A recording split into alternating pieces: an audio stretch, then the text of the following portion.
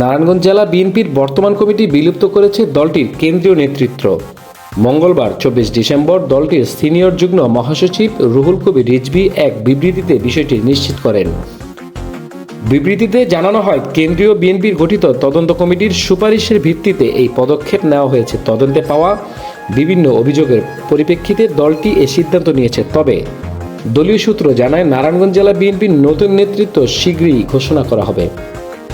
গত বছর 18 জুন অনুষ্ঠিত সম্মেলনে মোহাম্মদ গিয়াসউদ্দিন সভাপতি এবং গোলাম ফারুক খোকন সাধারণ সম্পাদক নির্বাচিত হয়েছিল, কিন্তু 5 আগস্ট থেকে পট পরিবর্তনের পর তাদের বিরুদ্ধে বিভিন্ন অভিযোগ উঠতে থাকে। অভিযোগের প্রেক্ষিতে কেন্দ্রীয় বিএনপি তদন্ত কমিটি গঠন করে। সেই তদন্ত কমিটির সুপারিশের আলোকে এই কমিটি বিলুপ্ত করা হয়েছে।